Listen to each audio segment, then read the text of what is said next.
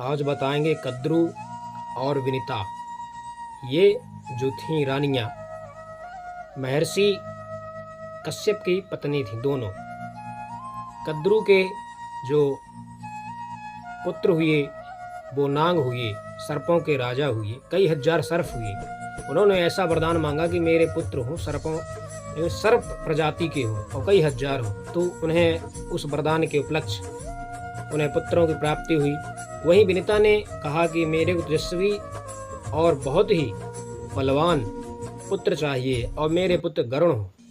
तो विनिता के पुत्र गरुण हुए। दोनों की मनोकामना पूरी हुई। एक दिन वह अपने महल की छत पर टहल रही थी, कद्रू और विनिता।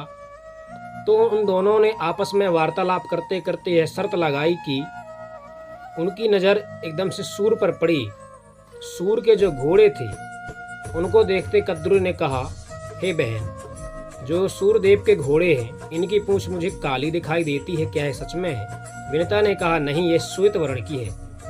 तो कद्रू कहती है, ठीक है, थोड़ा और ऊंचाई से पास जाकर देख लेते हैं कि इनके घोड़े की पूंछ कैसी है।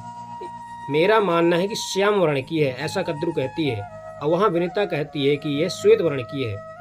तो कद्रू बोली, यदि श्याम वर्ण की घोड़े की पूंछ निकली तो आपको मेरी दासी बनकर रहना पड़ेगा। विनिता ने कहा, ठीक है। जैसे पास जाने लगे और ऊंचाई पर घोड़ों की पूंछ देखने के लिए कद्रू ने जाना कि घोड़े की पूंछ सफेद है, श्वेत वर्ण की है, विनिता जीत जाएगी और मुझे दासी बनना स्वीकार नहीं है, मैं दास पर नहीं जी सकूंगी। ऐसा कद्रू के मन में भाव आया। तो उन्होंने अपने पुत्रों का वाहन किया सर्पों का और कहा, जाओ तुम घोड़े की पूंछ पर लिपट जाओ, जिससे घोड़े की पूंछ श्याम वर्ण की दिखाई पड़ी। जैसे ही विनिता कद्रू घोड़ों के पास गई, वह पूंछ काली दिखाई पड़ी। तो विनिता वापस आई और कद्रू द्वारा जो लगाई शर्त थी उसे उन्होंने स्वीकार किया और कद्रू की दासी बनकर रहने लगी। कई महीने बीत गए। कद्रू की सेवा करते करते एक दिन उनके पुत्र गरुड़ ने कहा, माता, मुझसे ये रहा नहीं जा सकते। इतने वीर, इतने तेजस्वी पुत्र होने के कारण आप एक दासीपन जी रही हैं, यह संभव है? गरुड़ को एक दिन मन में खटपटा लगा कि यह ऐसा नहीं हो सकता। सूरदेव के घोड़े की जो पूंछ है वह श्वेत वर्ण की है। जब घोड़ा ही श्वेत वर्ण का है तो पूंछ भी श्वेत वर्ण की होनी चाहिए। उन्होंने अपने पंखों से उड़ान भरकर घोड़ों के पास गया तो देखा वहां पर उन्हीं के भाई लिपटे हुए थे, उन्हीं के कद्रू के पुत्र नाग सर्प लिपटे हुए थे, जिसके कारण घोड़े की पूंछ श्याम वर्ण की दिखाई पड़ी।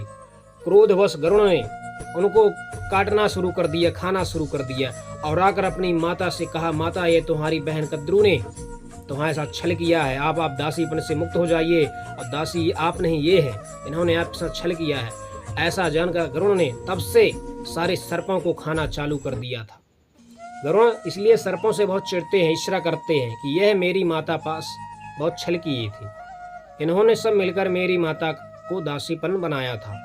इसलिए कहा जाता है गरुड़ सर्प कहीं भी देख ले तुरंत उन्हें पकड़कर खा लेते हैं। गरुड़ देव सर्पों को पकड़कर तुरंत खा लेते हैं, क्योंकि उनके मन में अभी तक वो ईर्ष्या भाव थी। सर्प ने उनके साथ छल किया था, उनकी माता के साथ छल किया था, इसलिए गरुड़ सर्पों से बहुत ईर्ष्या करते हैं।